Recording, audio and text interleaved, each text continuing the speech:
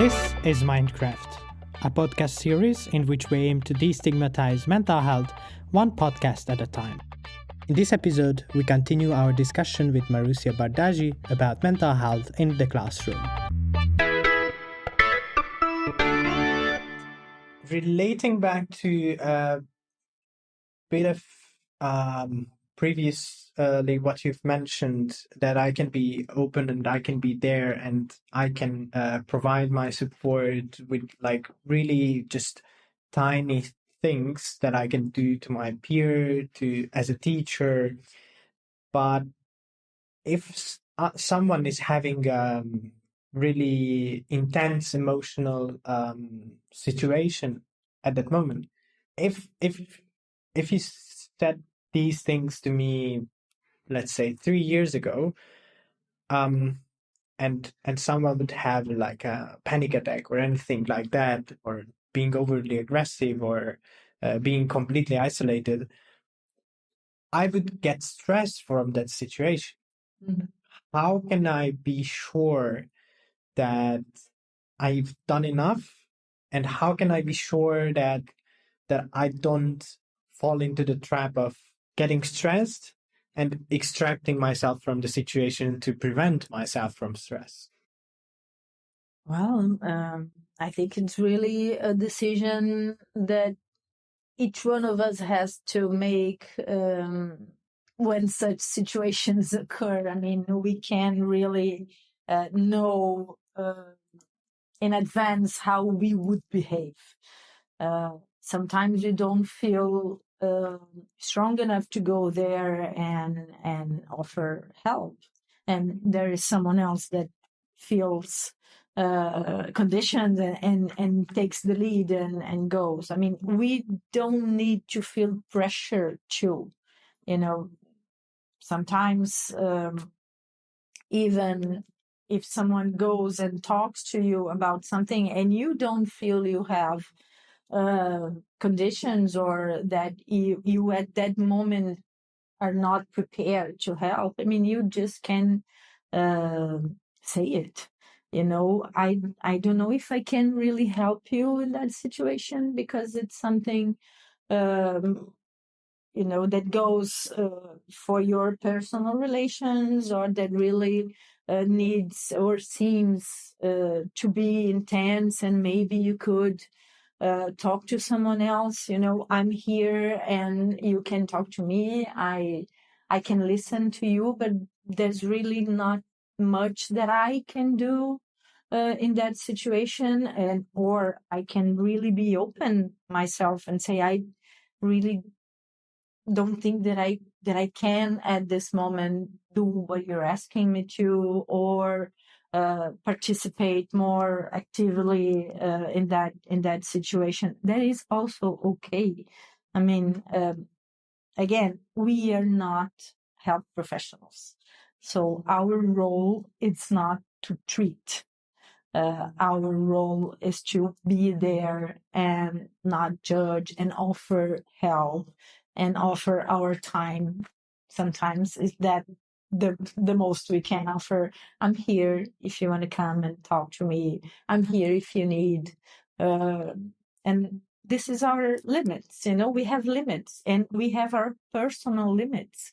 Sometimes the topic of the situation is sensitive for us, so we need to respect that also. I don't want to prejudice my own mental health in order to help someone who is struggling with something. I need to know my limits. And as a teacher, I may feel that I'm not the best person because I don't think I communicate that well, or I think I have some difficulties with some behaviors that I don't deal well with those behaviors. Of course, I can receive training, but if I think I'm not the person, I can contact someone else and I can share my concerns. And sometimes this is our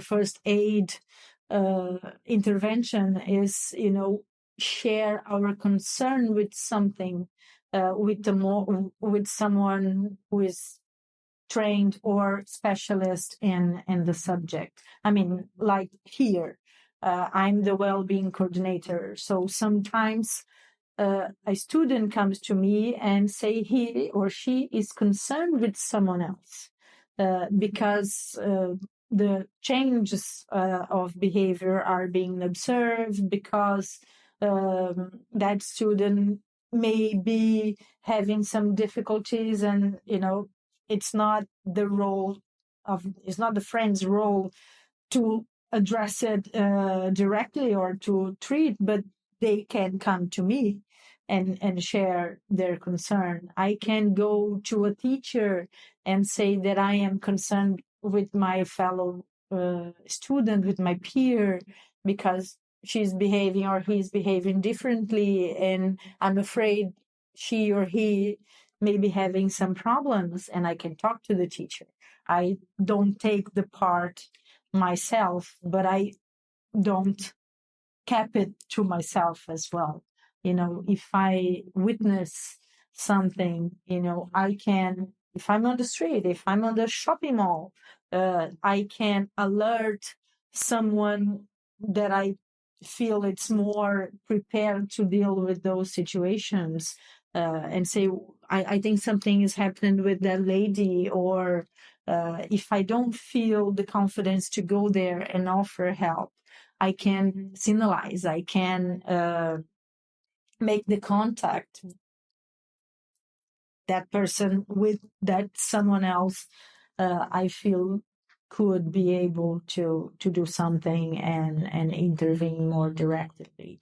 I mean, I don't feel obligated to do anything. We don't need to feel obligated to do anything. Of course, the more we know, the more confident we are with our own information, and the closer we are with the situation and the person, of course, we have the tendency to go ourselves and intervene, but that's not mandatory. We can contact someone else. We can get help ourselves in order to help someone else. So this is also important. Yeah, I think all of your suggestions will be really useful to not just teachers, but I think also to students, even if they are young, because this is something that anyone can do and anyone can be good at. But going more towards a serious version of like a severe anxiety or panic attack that someone might be facing, what are some of the physical signs and symptoms that show these severe anxiety and panic attacks? And what are your suggestions as a professional that someone in this situation might do to mitigate the immediate severity of these attacks? In terms of symptoms, anxiety, really intense anxiety or panic attack usually will involve trouble breathing and heartbeat, the acceleration of the heartbeat rate, shaking, not really thinking, getting confused in terms of thinking and reasoning, but especially the physical symptoms. It's really trouble breathing and talking, having difficulty to control movements, so getting really uncontrolled in terms of hands and sometimes legs, blushing and getting really heated. So in those cases, again, we need to respect what that person may need in terms of being surrounded or having the space. Usually having the space, to regain the control over breathing. And so not having everyone else over him or her, to really open and have the air more available. Asking if drinking something or lying down. Sometimes it's not lying down. Sometimes it's just being as they are, going to the bathroom and washing the face for someone can be helpful, for others not really. So it's really respecting what that person wants to do. It's like, do you want to stay here? Do you feel the need to lie down, to lay down a little bit? Do you want to drink something? But not overwhelm that person with questions, first thing, most important, get some space and let the reaction goes as it needs. So in order to regain calm and control, offer the different possibilities, drinking something, going outside if it's an inside environment, going to the bathroom,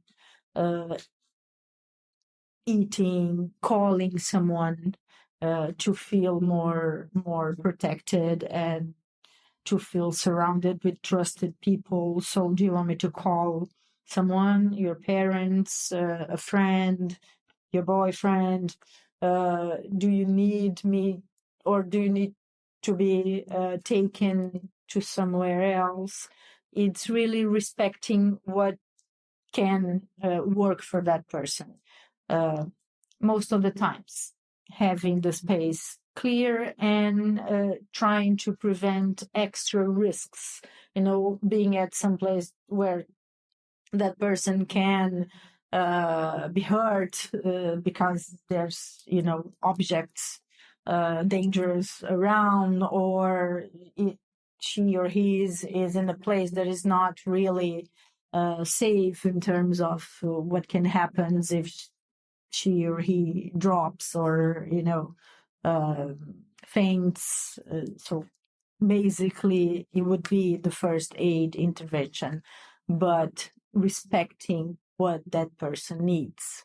Don't try, drink this and breathe. And it's not, if she could or if he could, it would be done already. So it's not me saying keep calm that really produces that calm. So it's respecting what is going on there. The breathing will come back on time. And if that person takes the actions he or she is used to, if it's not the first time, or we can provide alternatives and see what is most useful in that situation. So in the school, usually calling the parents if I'm talking about a child or underage. In school, I'm almost always talking about an underage. So contacting the responsible and talking about the situation in order to not maybe create an alarm environment in classroom or something, maybe take the student out in order to have some space. Sometimes other kids don't know exactly what to do and tend to be really stressed or, confuse themselves. So having someone to deal with the other kids or students while the student, in case it's being taken care somewhere else. It's really at the moment and right after something like that happened. So there is a first aid to the environment as well, not just to the person. So if I am in an environment that has really low information and that, in which those issues are never or almost never addressed, it can be really messy, it can be really confusing. So it's important to take care of the person and to take care of anyone else that was involved in the situation. So, talking to the students, trying to figure out what they understand about what happened, and reassuring there is not a extremely dangerous situation. Is something that can happen, and we know how to deal with it, so they don't need to be afraid of that or afraid of their peer, and trying to provide some tools for them to deal with. Just happened because if I'm talking about child 8 years, 7 years, 9 years, 10 years, they probably not know what's going on. So it's important for us to provide information about what's going on and not hide the information and try to, making the attention go to somewhere else. We need to address what happened, and this is sometimes the misleading understanding that environments tend to adopt. How do I talk to that person when he comes or she comes back to classroom? Or can I be friends with him or her? Sick? Is that a disease? Is there something? We have to answer those questions. We need to get proper answer for those questions, especially if we are dealing with younger people.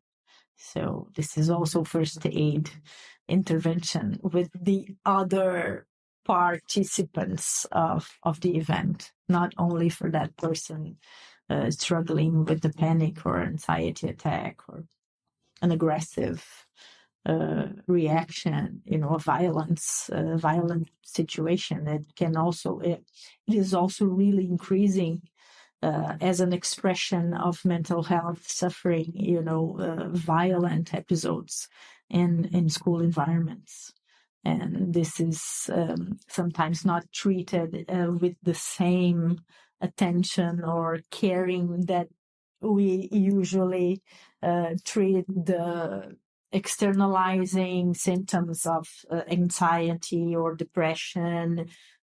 We tend to see violence as a personality trait more than sometimes the response that person can offer to their own suffering. So sometimes the violent episodes are also mental health related, and we should know how to address them as well. Thank you very much. I think basically if you Google what to do if you have panic attack, it's like lie down on your back with your feet raised or something like that. And there's different kinds of advice from different places, but most of the reliable sources just say create a safe environment, give them some space, but also reaffirm their problems and everything that you have already mentioned. So if I really Google this and I get a list of things to do, that's not a good list, because that doesn't fit the situation for everyone. That fits the situation for some. Exactly. So that's why you need to know what that person could feel as beneficial. Yeah. I mean, exactly. That's why we need to know what that person could feel as beneficial. I mean, if I have a panic attack, I don't want to lie down, because I would feel too fragile if I'm laid down. I wanna be there like that. So offering me lay down. No, I don't want to lay down, and don't pressure me to lay down. It's that in that sense that I'm saying, prepare a safe space for that, and ask the person what she wants to do. She wants to eat, get that something to eat. She wants to drink water, get water. She doesn't want to eat or drink anything, leave him alone. Do you want to say something? No, usually they don't want to talk. They just want to calm down. So I'm hearing and offering some alternatives. Those lists are lists of alternatives and things that for most part of people are considered helpful, but every rule has exceptions. So I don't want to lay down, for instance, and maybe you would love to lay down. So if we both are having a panic attack, the same thing wouldn't work for both of us. So I don't want to drink or eat anything if I'm anxious. I just want to be. I don't want to put things because I don't know if I'm going to feel sick or so. No eating, no drinking, no nothing. But you can feel dizzy if you have a anxiety attack. I don't feel dizzy. So maybe for you, drinking or eating can be good because it will help the dizziness. Actually, we don't know. We need to ask. That's the thing. I mean, we can have information about what is usually helpful. Breathing, going outside, going to the bathroom, things I've already said, drinking something, eating something, but that depends on that person. If I am used to anxiety and it's not my first or my second panic attack or anxiety attack, I know what helps. So I know that I say, oh, I just need to go to the bathroom. Okay, let's go to the bathroom. People, leave a space, let the person be. Do you need to go to the bathroom? Yes, I need to go. Okay. Do you want to drink something? Do you want us to be here with you? Do you want to be on your own for a moment?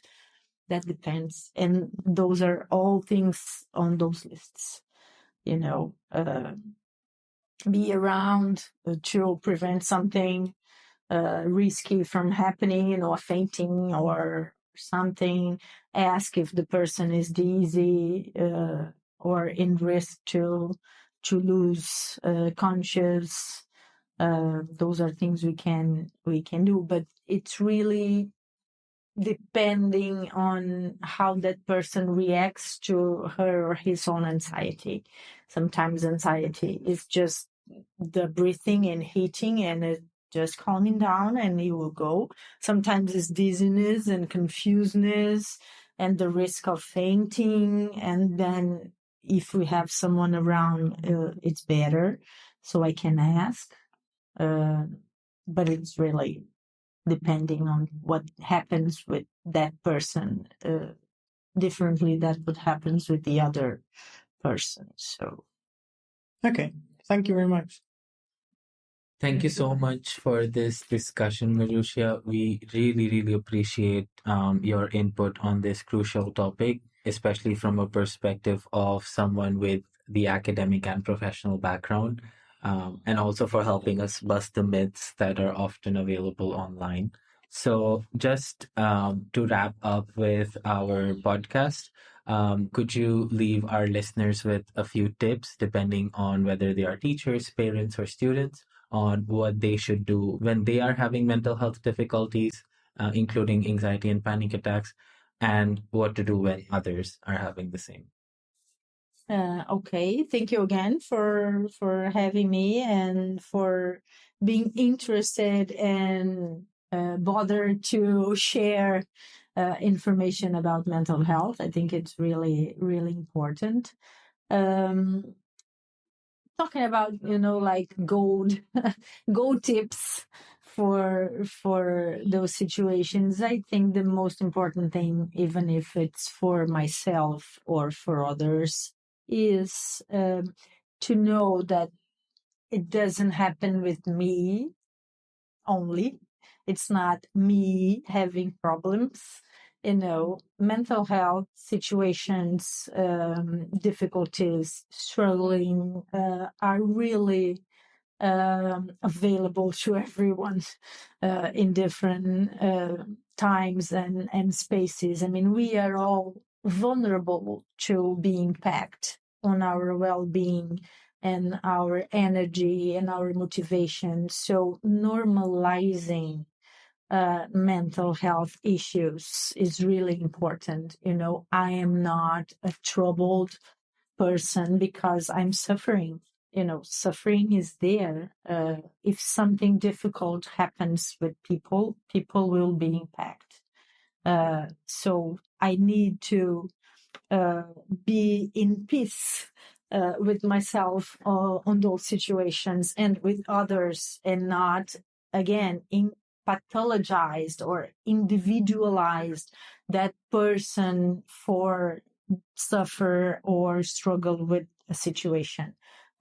We can all be in that shoe at once in our lifetimes. So it's really important to normalize. This is the first thing. Second, having our trusty network, having people, having different individuals to whom I can speak and with whom I feel comfortable and confident. Because if something happens in any domain of my life, school, in academics or work or relationships, I know that I'm not alone, and then I can really talk and be open with that individual, with that person, with that friend, with my parent, with my teacher. And this is really the second important thing. What is my safe network of people, and trustable ones and not judgmental ones? So we can reach out for those individuals in a moment of need. Third, having and knowing the importance of cultivating good habits all times, not only in times of difficulties. We tend to be alert and aware of, okay, I need to eat better, I need to sleep better, I need to be with people, I need to have hobbies that I am interested in and get satisfaction from. But some people only think of the importance of those activities when they are suffering, when they are in a difficult moment. So they miss, they are aware of the lack of those activities and components in their lives. So that's why from an early age, we need to build that, environment of health around us. And that environment, it's cultivating good eating and sleeping habits and having hobbies and activities that we are really connected to. Can be a sport, can be a leisure activity, can be our reading, can be our walkings in the woods, can be whatever. We just know that we have them and we get satisfaction and gratification from that activities. Cultivating our relationships. Sometimes we miss our friends when we don't have a relationship anymore. But we don't be with our friends while we have a relationship. So those simple situations that, I need to be surrounded with good, positive people who are my network of positive relationships, my friends, my family, the family members who I am more connected with.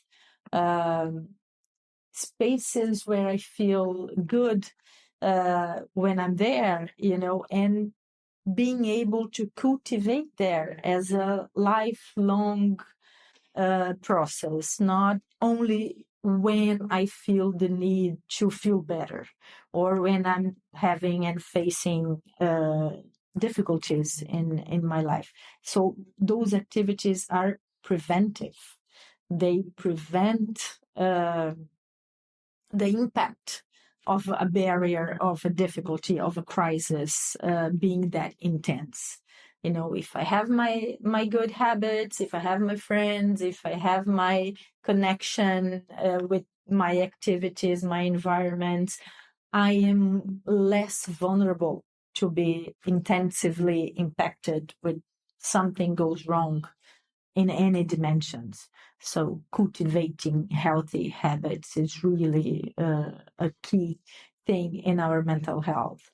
And knowing the resources, knowing what's available near me, knowing who to reach for in a case of need, who are the professionals, who are the spaces, the clinics, the hospitals, the resources available to treatment and to get help online.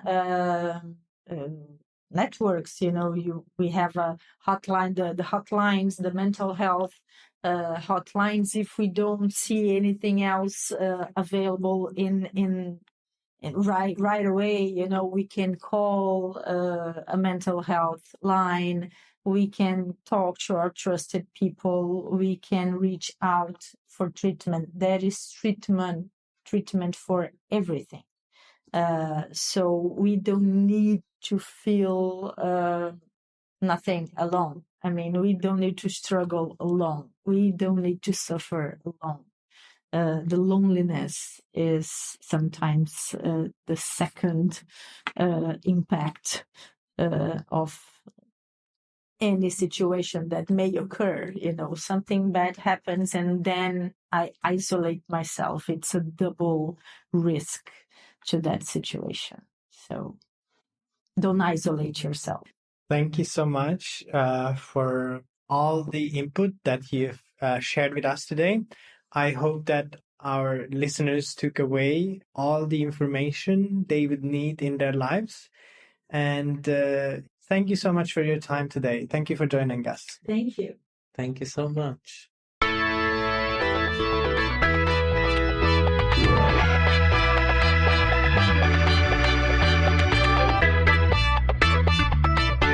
In the last 3 episodes, you could learn how important mental health literacy is and how you can improve your knowledge on the topic.